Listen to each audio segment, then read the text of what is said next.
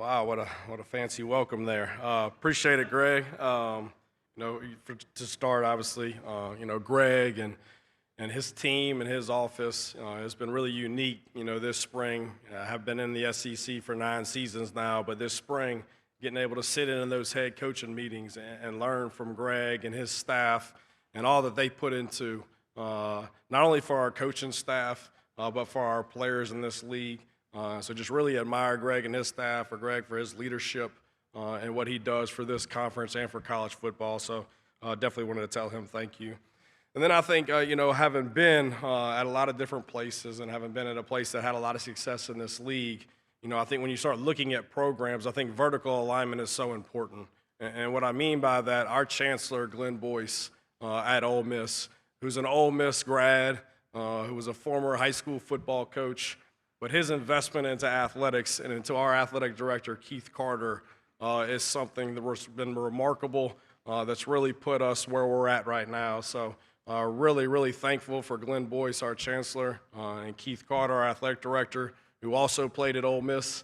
It's really cool for both your bosses, to have been there and have played there. It really helps from a recruiting standpoint because that investment is just completely different. So we definitely would not be where we're at as a university right now and as an athletic program at Ole Miss without Glenn and Keith working side by side. And they embody everything Ole Miss is about. And our program sees their leadership come through it, but also our university. So really, really appreciative of those two. And that kind of takes me to Oxford, to Ole Miss. It was a unique decision for us to leave Tuscaloosa to go to Oxford. Now, strictly a family decision. And it feels like, it was yesterday when that occurred, over 3.5 years ago. But the people there have embraced us. We've got family there. We've got a lot of cousins there and all that. But the people and the quality of the people within that place and the community and how they embrace the school and our students, the way they impact the environment, not only at home games, but on a day-to-day, is something really, really remarkable that makes Ole Miss such a special place. So really appreciative to our students and to the community and the involvement of not only my family, but our program and our players. And I think if you come to Oxford and you come to a game, I think that's something that you definitely feel. I think obviously coming off the success of last year when you're going into an offseason, you look at those lessons, that you kind of learned throughout the season and towards the end of the season when it didn't go exactly how you saw it going, and you try to figure out, all right, how can we do it better? And that's what we've been doing. To me, since January 9th, it's how you evaluate the program and how do we do it better and work harder to take every step, all right, in every area of our program to improve. And I think that's year in and year out. I think within that, when you look at improvement and when you look at consistency and performance at other places and places that I've been, stability and schemes are so important to that. And so I was really, really, really glad that I was able to retain a lot of really good staff on both sides of the ball, really on all three phases. And when you look at offense and keeping Joe Judge, who's done an unbelievable job, bringing John David Baker back, who was the co-offensive coordinator in 2023, that obviously had been in the system, went off, got his teeth cut, right, called really good offenses at East Carolina, did a really good job to get him back, to be able to keep John Garrison as our offensive line coach, in a system that this will be the 7th year of that offensive system at Ole Miss. And then on the other side of the ball, to be able to keep B. Brown and that defensive staff and Randall Joyner and all those guys that have been with me for so long, to be able to keep that stability within that room, to be able to keep Coach Schoonover and our special teams. So we're able to keep stability, in all three phases, which I think is so important for development of your players. For freshmen to become sophomores and sophomores to become juniors, right, to learn more about those languages and those systems. So I was really fortunate to be able to keep and retain a lot of those guys. I think we've been really fortunate to add a lot of really, really good human beings into both sides of the ball. And it just so happened to be a very unique year to where a lot of these guys were former Ole Miss alum, and the Terrence Metcalfs of the world, and the Michael Spurlocks of the world, and the Moncriefs of the world, and the Marcus Woodsons of the world.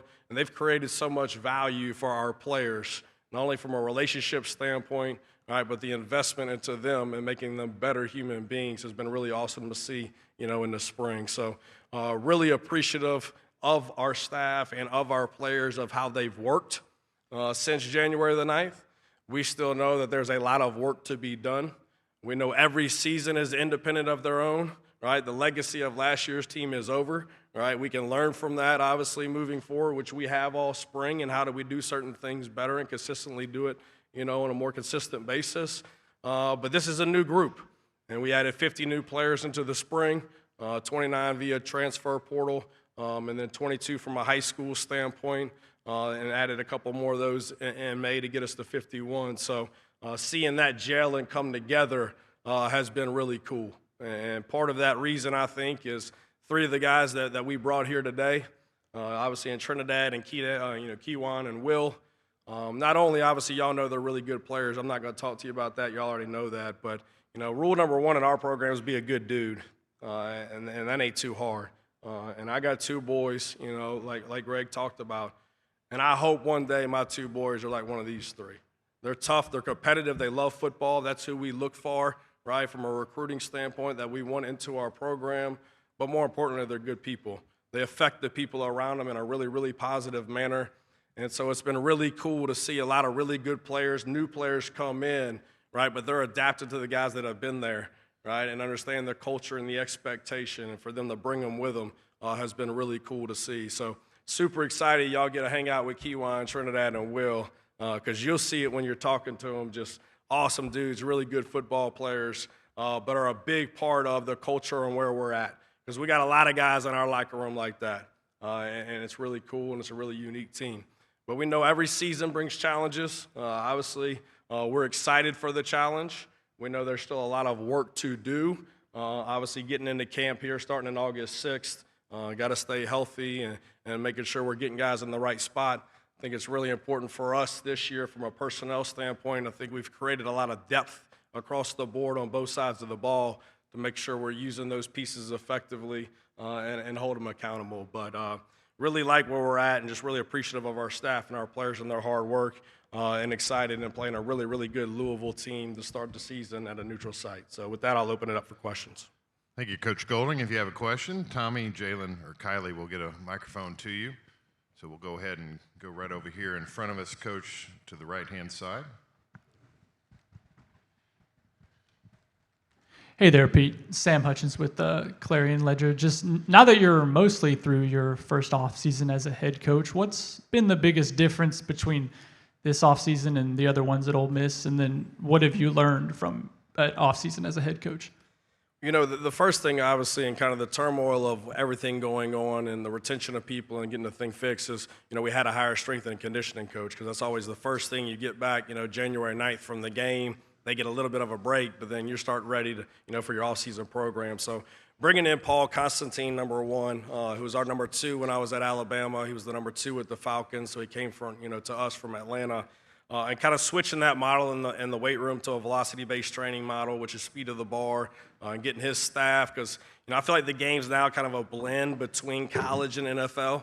I don't think it's old school college, and it's not all the way to the NFL.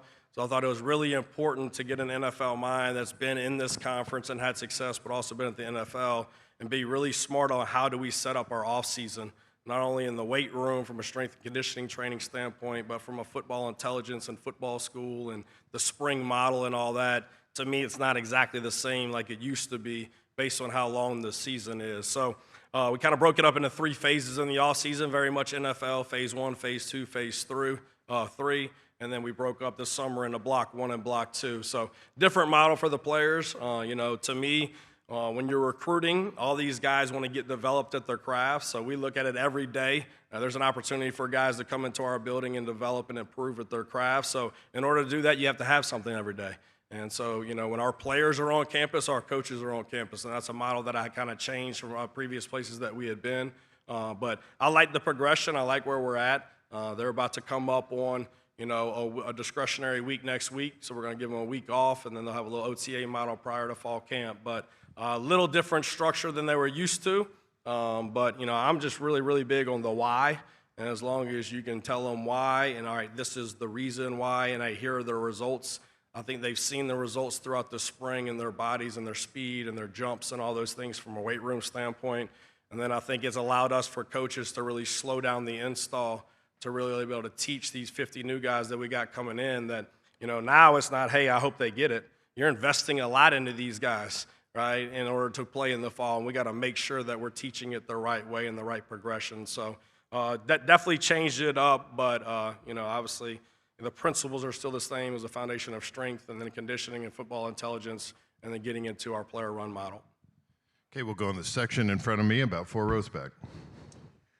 Pete, Caleb Saylor, Super Talk, Mississippi. You spoke about how you've made some changes within the program, but going from defensive coordinator to head coach, how have you changed? Well, I'm a little skinnier.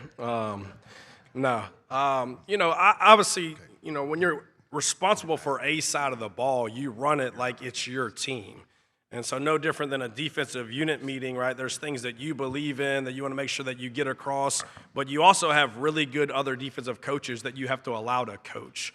And so, when I made the transition and I knew I was still going to call the defense by talking to other people, and that's really the only reason that was keeping me from taking a head job was I loved being a coordinator, was that I was going to hire guys that have to do all the head coach bullshit that I don't enjoy doing to where I can still focus on coaching football and being around our guys. And so part of the staff build of the Tom Lukes of the world and the Todd Cooley's of the world, right, and the Austin Thomases of the world, those guys around me are for that they handle all that crap, right, and they keep it off of my desk so that we can focus on still recruiting really good players and coaching good football. And so, that piece to me was really, really important. So your staff meeting is a little bigger than your unit meeting was, right? Your team meeting is a little bigger than your defensive unit meeting was, but the principles are the same. And I think it's unique for me. I'd already been there 3.5 years. They knew why I came, and they knew I was staying regardless of the role. So that buy-in's been a little different. But the delegation piece is something that has been a process for me throughout it. Really, all right, what are you going to take your hands off and let them go do their job and get the hell out of their way, right? Instead of not trying to micromanage everything and everything's got to be perfect and all those things. But probably the delegation component and then really deciding, no, hey, we're going to keep our focus here, right, and let Coach Cooley and let Tom Luke and let all those guys who are really good at their job handle that for you, which has been really, really awesome. We're going to stay in the center aisle, right down third row. Microphone's right behind you. Jake Thompson, Ole Miss Spirit. Pete right here. The school rolled out the Heisman campaign, I guess, for Trinidad and Kiwan yesterday. And just kind of what went into kind of combining the two and the process of putting it out so early at the start of the season. Number one, I think, individual accolades, in my opinion, come from team success. And so that was a body of work, I think, from last season for both those guys to have really, really unique individual years because of a lot of our really, really good players around them. And I think they'd be the first ones to tell you that. But I do think, a lot of these guys are putting a lot in, and they're working extremely hard, and we demand a lot out of them, that there are some of these individual awards for them that are important to them. And it's not going to take away from what they need to do to win the football game. And I think 5 will be the first one to tell you that. If we need to throw it 60 times to win, let's throw it 60 times to win. And so, your concern always outside looking in is, hey, does this become a distraction? Those two are wired the right way, right? And so I'm not concerned with how they're going to practice and how they're going to prepare. They're going to do everything that they can to win the football game, and they know that's based on their preparation. And so I have zero concern of it affecting them and becoming an issue. So I'm all about putting people in position to have success, whatever that is. I feel like that's why they call us coach. It's no different for a player for the next 40 years of their life. It's our responsibility to educate them and equip them, right, to have success. And to me, this is just an avenue. You got 2 really elite players that are coming off really, really good years that still have a lot of really good players around them in the same system that are set up to have another really, really good year. And so I think it's part of our responsibility to put them in position to have as much success as they can, that being part of it. We're going to go to the back over on the right-hand side, back section. Good afternoon, Coach. Jacob Worthing, KRUI. As a defensive coach, which offensive concept is the hardest to stop today? The one that works. No, it depends who you have. Obviously week to week, and that's what I love about this league. That's what I loved about growing up Division II and 1AA. You see so many different schemes week in and week out. So, to me, from a defensive standpoint, yeah, there's one thing of what are they doing and what do we need to do to take that away. But also you got to look at, all right, who do we have to take that away? And I think using your pieces effectively based on what they can do, not what they can't do, is so important. So, to answer that question, it's really going to depend upon, all right, it might be a fade depending on who's running that fade, right? It could be +1 run game by the quarterback, right, depending upon what coverage you're in, because they're playing with 11 and you're playing with 10. So that's all obviously based on, who they got and who we got. But normally when our dudes are better than theirs, it works out. Okay, we're going to go straight in front of me. Coach, Hunter Dawkins, the Gazebo Gazette, Super Talk News.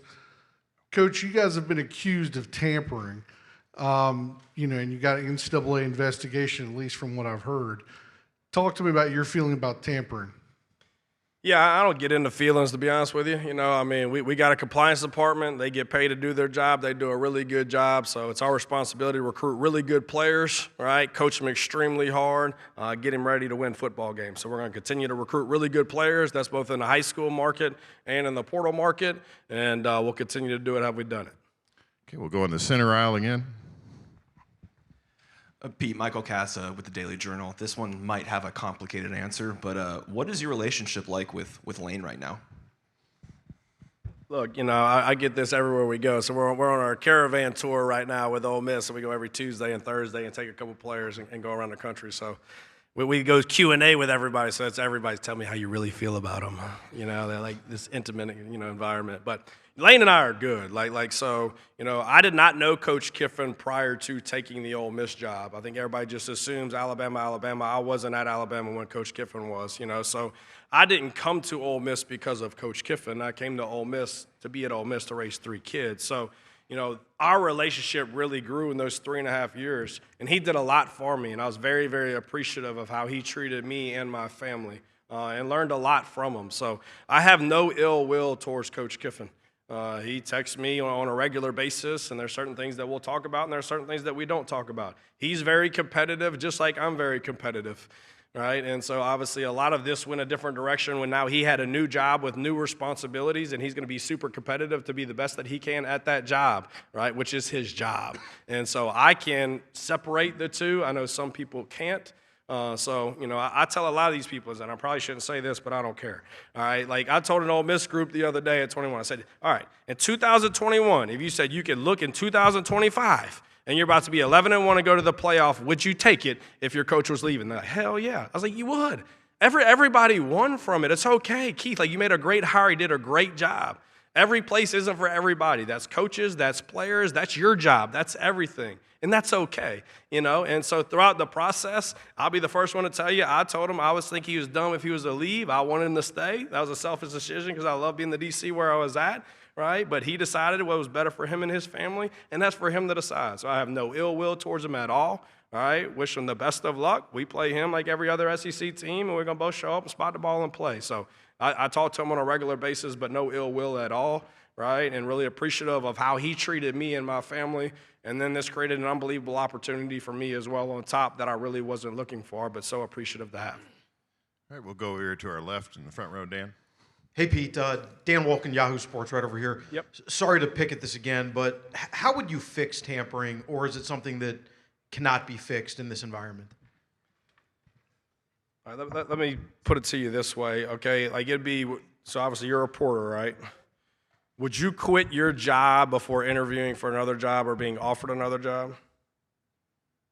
No, nobody would. But we have a portal that you can go in with a do not contact. I'm going to quit my job where I'm getting paid, and I'm going to go in saying I need a new job, but nobody can call me to interview. What have we created? So we've created it on top of representation for these players, right? That it's their responsibility to make sure they get paid really well, and they also have opportunities. So by design, it's put a lot of people in bad positions. And let's not act like recruiting in college football for the last 100 years is the most moral thing, right, that's ever been existed. What are we talking about here? So I'm really not going to get into my feelings, and I know how I've been educated to answer this question, right? Does that make sense? It's where we have a great compliance department, right, and all those type of things. But no, the model obviously has been broken, and I'm all for everybody being on the same playing field and doing the same things. I get it. But I think that's in any job, right? Like coaches, we're under contract. You don't think other ADs are calling us during the year? Same ones that are bitching about all this stuff are the same ones calling coaches, right, to come to other schools, right, and everything. So it's everywhere. It's in every profession. So I'm not saying I've got all the answers. I'm not saying that at all, right? Does that make sense? So we go by then the rules of the program, right, and how the flow, just like when you're on the interstate and people are flying by you, what do you start doing? You're damn right you're going to get hit, right? Does that make sense? In this profession, you're going to get fired, right? So I'm not saying that, but I think there are a lot of people that are doing an unbelievable job, Greg being one, right, to make sure that, all right, everything's catching up. College football is constantly changing, all those type of things. So hopefully we'll all, decide on what's fair for everybody. Yep. All right, we're going to go on the center lane. Barry, you're up. Yeah, Barry Trammell, the Tulsa World. Sorry to get into a less interesting subject, but I've asked a lot of coaches 2 years into the new-look SEC, Oklahoma and Texas. They've all told me what the pros are. What are the cons of the SEC going to 16 teams with those two? Us having to go to Austin and play Texas to Texas, that's a con. No, I think it's really, really good, to be honest with you. And I know you said look at the cons, but yeah, I mean, that's an incredibly tough place to play. We got them on our schedule this year. It's at Austin, obviously, extremely hard place to play. That's going to be a playoff mentality. We were fortunate enough, we did do that at Tuscaloosa one year, went down there and played Sark in his first year, so we've got a little experience down there. But they're two really good football teams, right, and tough places to play that have traditions at the school and from a recruiting standpoint are in fertile areas that now that's your competition. And so even from a recruiting standpoint now, like they come to Mississippi recruit, right? We're battling them in Mississippi on recruits being in Austin, So I tell Sark all the time, like, dude, you got plenty of guys in Texas. Like, get out of our state, right? But they're everywhere. So two really good competitors. I think Venables and Sark do an amazing job and really good traditions. So just two other top 10 opponents, right, that you've added in your conference that you're going to play. So you be ready to go. So, I don't have anything negative about it. Sorry not to be able to do that. But I would just say the quality of the opponent and the competition within a recruiting standpoint on top of it. Now, with them being in the SEC, you can't use the league versus the other league as far as the development of positions, right, and increasing the value of their first contract in the NFL. Okay, we have time for a couple more. We'll start over here on the left-hand side. Hey, Coach. Steve Moulton, 97.7 ESPN The Zone out of Huntsville, Alabama. The defensive side of the ball in particular, how good do you think your defense can be this fall, Coach? I think we're as talented as a defense that I've been around in a long time. And hopefully I felt like we learned some things off of last year's teams of where to focus on in the portal and making sure we added some older veteran guys, and that was up front. I really felt like we didn't have enough depth on the defensive line, especially inside last year, to stay fresh late in games, and I felt like that really hurt. And then in the back end, the size, speed in the back end with experience within this league was really important to me because I felt like we had to get a lot better in the back end collectively across the board to win the games that you were supposed to. So the talent is there. The experience is there. We didn't bring guys in that weren't starters from where they were at. It's just the familiarity of our system from a communication standpoint. And like I was telling somebody the other day, I know they're really good players. I've watched them on tape. They've been really successful at other really good programs. But, like, you really don't know how they're going to respond to adversity because you've never been through it with them yet. And so that's the biggest thing for me as a coach is like, all right, when we get punched in the face and we're gonna, like, how are you going to respond just because you hadn't done that yet with this group? And so obviously you try to create those scenarios in the offseason as much as you can, but that's not real until it's the fourth quarter and you're down one possession. And like, all right, you look up, it's like, all right, man, what you got? So, but I think they're wired the right way. I love how they work. I think they enjoy playing for each other, which is not normal. I think to me the strength of the Warrior is the Warrior next to him. And everybody doesn't believe in that, but I think this group does. I like the depth. I like the mentality, but that's got to correlate to Saturdays, to getting off of blocks and tackling guys and finishing plays and communicating really well. But definitely have a high ceiling, and I think has the ability to be better and more talented than the 24 defense was. Okay, we'll take one final question in the section in front of us on the aisle. Hey, Pete, Nick Douglas with Elite Media Network. There was a lot of continuity with you taking on the role, going right into the CFP, retaining a lot of the staff, retaining the star players. From a cultural standpoint, what has shifted now that you're head coach? And, you know, I think the focus on other things, you know, like to me, from a football standpoint, I think we've done football pretty well there the last 3 years. I mean, we've had a 3-year stretch. We've won at least 10 games, first time in the history of the program. And so, you know, I think when you know you're going to be somewhere, you start looking at everything else, and you got time to kind of sit back and analyze the program. So, you know, for me, it was everything else to develop players off the field. In our lab program, our Life After Ball, and our Frenzy sessions, right, that we outsource through SHEP, and our Future 40 program, and all those other development components that are so important for 99% of these guys that might not have the chance to be able to play on Sundays. And even for that, having been a part of, in my opinion, one of the best coaches to ever do it, like, you know, the one thing that stuck with me is like, look, man, elite programs aren't designed for when they got cleats on. Elite programs are designed for when they take them cleats off. And are they a better dude? Are they a better husband? Are they a better father? Do they have a job making a certain amount of money that they wouldn't have had and wouldn't have made if they didn't go to Ole Miss? If I can't do that for them, then we're not an elite program. And that's what I'm so appreciative about of Glenn Boyce and of Keith Carter, right, and of the Walker Jones and the collective and everybody's support to go all in to give us everything that we need to be as successful as we want to be. And now when you keep stability in schemes and you go recruit really good players and you hold them accountable, the winning takes care of itself. Coach Golding, thank you for your time this afternoon. Appreciate it. Howdy-toddy.